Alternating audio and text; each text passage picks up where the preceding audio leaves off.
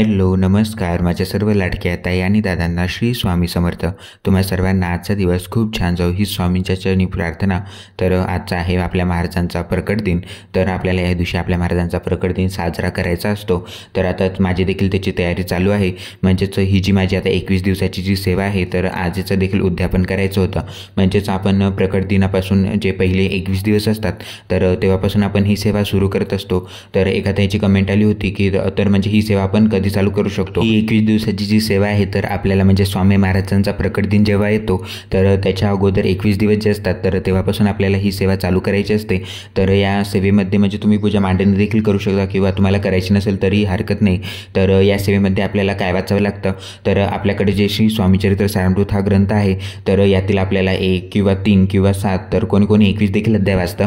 तर म्हणजे तुम्हाला जसे जमतील तर तसे तुम्ही या दिवशी अध्याय वाचू शकता। म्हणजेच पहिल्या दिवशी तुम्हाला संकल्प करायचा होता। म्हणजेच एक दादांची कमेंट देखील आली होती की म्हणजे आपण संकल्प कधी करायचा आणि कसा करायचा। तर संकल्प कसा करायचा याचा ऑलरेडी व्हिडिओ आपल्या चॅनलवरती अवेलेबल आहे तर तुम्ही तिथून तो बघू शकता। आणि संकल्प कधी करायचा तर जेव्हा आपण या सेवेला सुरुवात करतो म्हणजेच पहिल्याच दिवशी आपल्याला हा संकल्प करायचा असतो आणि त्यानंतर मग तुम्हाला संकल्प करायची गरज नसते।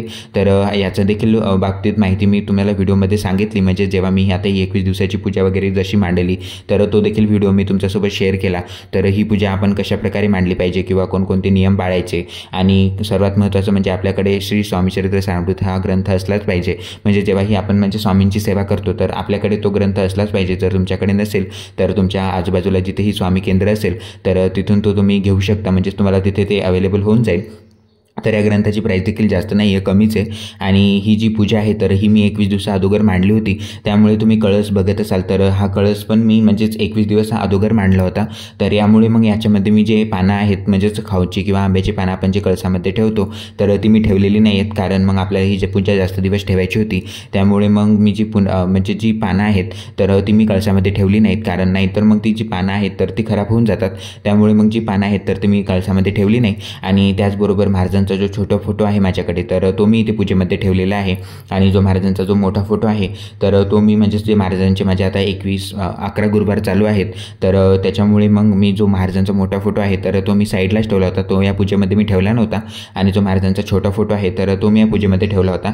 त्याचबरोबर गणपती बाप्पांचं स्वरूप म्हणून आपण सुपारीची देखील स्थापना करू शकतो। तर गणपती बाप्पांचं स्वरूप म्हणून मी सुपारीची स्थापना केलेली होती। त्यामुळे आजच्या दिवशी मग मी अशा प्रकारे वेगळी मांडणी केली नाही। याच पूजेची मला म्हणजेच पूजा करायची होती। म्हणजे ही जी मी पूजा मांडणी केली होती तर याचीच पूजा करायची होती। पण थोडंसं डेकोरेशनचा पार्ट म्हणून हे जे कवड्याचे दिवे आणि हा जो लोटस दिवा आहे तर हे मी म्हणजे पूजेमध्ये यांचा यूज केला। तर हे देखील मी कुठून घेतले यांचा डिस्क्रिप्शनमध्ये त्या त्यांचा मी नंबर देईल, तुम्ही त्यांच्याशी कॉन्टॅक्ट करून हे दिवे तुम्ही घेऊ शकता। तर म्हणजे एकदम बेस्ट क्वालिटीचे दिवे आहेत। म्हणजेच आता मी बरेच दिवस झाले दिवे यूज करत आहे पण म्हणजेच असे खराब वगैरे यांची क्वालिटीमध्ये थोडासाही फरक पडलेला नाही आहे। त्यामुळे तुम्ही नक्कीच त्यांच्याकडून ऑर्डर करू शकता। तर हे जे कवड्याचे दिवे आहेत तर हे देखील मी म्हणजे एका ताईंकडून बोलवले। आणि हे जो लोटस दिवा आहे तर हे दोन्ही पण मी एकाच ताईंकडून बोलवले। तर त्यांचा खाली डिस्क्रिप्शनमध्ये मी नंबर देईल तुम्हाला, तर तुम्ही त्यांच्याशी कॉन्टॅक्ट करून त्यांच्याशी प्राईस वगैरे विचारू शकता। आणि त्यांची म्हणजेच ऑनलाईन डिलिव्हरी ते करतात। म्हणजेच आता मला इथे बरंचसे पूजेचं सामान आहे तर ते ऑनलाईनच खरेदी करावं लागतं कारण ऑफलाईन इथे काहीच भेटत नाही। म्हणजे तुम्हाला जसं की मी प्रत्येक व्हिडिओमध्ये सांगतो की हा जो एरिया आहे तर हा बंगाली एरिया आहे। त्यामुळे आपल्या देवांचं सामान इकडे भेटत नाही। म्हणजे त्यांच्या देवांचं सामान इकडे भेटून जातं पण आपल्याला आपल्या देवांचं सामान मग मी ऑनलाईनच बोलवत असतो काही ना काही। आणि ते देखील मी तुमच्यासोबत शेअर करत असतो। आज महाराजांचा प्रकट दिन देखील होता आणि त्याचबरोबर काल होता गुढीपाडवा आणि आपलं जे चैत्र नवरात्र आहे तर ते देखील सुरू झालं। तर त्यासाठी जो मी मंगल कलश आहे तर तो अशा प्रकारे डेकोरेट केला। जर तो तुम्ही व्हिडिओ बघितला नसेल तर तो व्हिडिओ नक्की बघा। त्याच्यामध्ये मी तुम्हाला सांगितलेलं आहे आपण मंगल कलश का ठेवला पाहिजे आणि म्हणजे हे जे वस्त्र आहेत तर हे देखील मी कुठून बनवले तर याचा देखील व्हिडिओ तुम्हाला लवकरच सेपरेट पाहायला मिळेल। तर त्यानंतर मग जे माझा आजचा 21 अध्याय होता तर जी 21 दिवसाची जी सेवा आहे तर मी दररोज एक अध्याय वाचणार होतो। अशा प्रकारे मी ही जी 21 दिवसाचा जो संकल्प होता तर तो मी पहिल्या दिवशी केला होता। त्यामुळे मग दररोज मला एक अध्याय वाचायचा होता कारण ऑफिसला देखील जावं लागतं। त्यामुळे मग आपल्याला म्हणजे जास्त वाचणं होत नाही। त्यामुळे म्हटलं एक जरी अध्याय वाचणं झालं तरी आपली सेवा तर आपल्या हातूनच होते। त्यामुळे मग जी एक सेवा आहे तर ती मी केली। म्हणजेच एक अध्याय मी दररोज वाचला।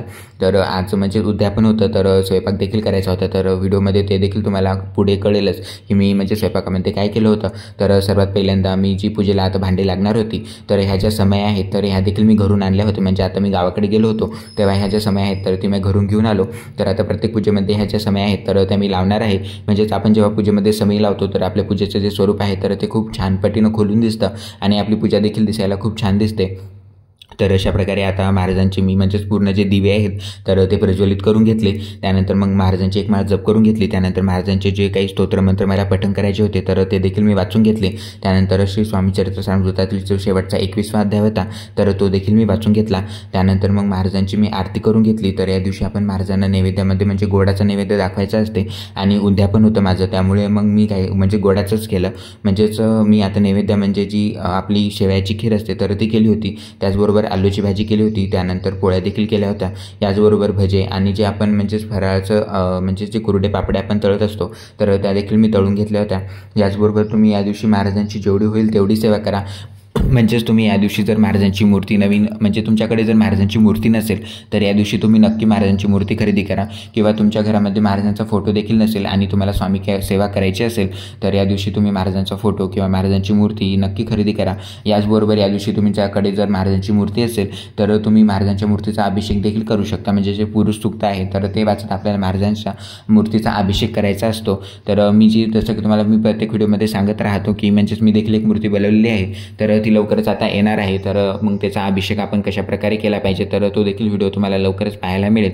आणि ती मूर्ती मग मी कुठून बनवली ते देखील तुम्हाला मी डिस्क्रिप्शनमध्ये त्यांचा नंबर देईल. तुम्ही त्यांच्याशी कॉन्टॅक्ट करून ती मूर्ती बनवू शकता आणि त्या ताईंना तुम्ही ओळखतच असाल. तर असो, तर आजची जी स्वामी सेवा आहे तर आता ती माझी करून झालेली आहे. आता यानंतर मला नैवेद्य दाखवायचा होता तर मी सकाळीच म्हणजे जी स्वामी सेवा आहे तर ती उरकून घेतली आणि त्यानंतर मग स्वयंपाकाला तयारी केली. कारण मग स्वयंपाक जास्त करायचा होता त्यामुळे मग स्वयंपाकाला वेळ जातोच. म्हणजेच जे भाज्या वगैरे आहेत तर त्या जास्त करायच्या होत्या त्यामुळे मग स्वयंपाकामध्ये वेळ जातो. त्यामुळे मग मी सकाळी लवकरच उठलो होतो. त्यानंतर मग जी स्वामी सेवा आहे तर ती मी पटपट करून घेतली आणि त्यानंतर मग दीड 2 तास गेले माझ्या स्वयंपाकामध्ये. तर स्वयंपाक हा आता माझा झालेला आहे. तर तुम्ही बघू शकता अशा प्रकारे महाराजांना आपण नैवेद्य दाखवतो. म्हणजेच आपण जेव्हा महाराजांना नैवेद्य दाखवतो तर त्याच्यावरती आपण तुळशीचे पत्र ठेवायचे. तर मी तुळशी पत्र देखील ठेवले होते आणि सर्वात पहिल्यांदा आपल्याला खाली पाण्याने चौकोन तयार करून घ्यायचा. त्यावरती आपल्याला हे जे ताट आहे तर ते ठेवायचं आणि नैवेद्य दाखवल्यानंतर 5-10 मिनिटं ते ताट तसंच त्या जागेवर राहू द्यायचं आणि त्यानंतर मग तुम्ही ते म्हणजे स्वतः ग्रहण करू शकता किंवा घरच्यातल्या कोणाला व्यक्तीला देखील ते म्हणजेच खाण्यासाठी प्रसाद म्हणून देऊ शकता. तर अशा प्रकारे आता महाराजांना मी नैवेद्य दाखवून घेतला. आता याचबरोबर जी महाराजांची आता संध्याकाळची सेवा आहे तर ती देखील मी करणार आहे. तर तो देखील व्हिडिओ तुम्हाला पुढे पाहायला मिळेल. तर अशा प्रकारे आता जी आजची स्वामी सेवा आहे तर ती आता माझी करून झालेली आहे. तर तुम्हाला माझा आजचा व्हिडिओ कसा वाटला कमेंटमध्ये नक्की सांगा. व्हिडिओ आवडला असेल तर लाईक, शेअर आणि सबस्क्राईब करायला विसरू नका. भेटूया अशाच नवनवीन माहितीपूर्ण व्हिडिओसोबत. तोपर्यंत सर्वांना पुन्हा एकदा श्री स्वामी समर्थ. आणि तुम्हाला कोणतेही प्रश्न विचारायचे असले तर तुम्ही कमेंटमध्ये नक्की विचारा. मी तुम्हाला रिप्लाय देण्याचा नक्कीच प्रयत्न करेन. आणि हा जो आता नैवेद्य मी महाराजांना दाखवला होता तर म्हणजेच 5-10 मिनिटं हा ठेवून मग स्वतःच तो मी ग्रहण केला. आणि म्हणजे या दिवशी माझा उपवास तर करणं झाला नाही कारण म्हणजे जे मी महाराजांना नैवेद्य दाखवला त्यानंतर जे ताट आहे तर ते मी स्वतः म्हणजे जेवण केलं. त्यामुळे या दिवशी मी उपवास काही केला नाही. फक्त म्हणजेच महाराजांची जी जेवढी होईल माझ्या हातून सेवा तर तेवढी मी या दिवशी केली.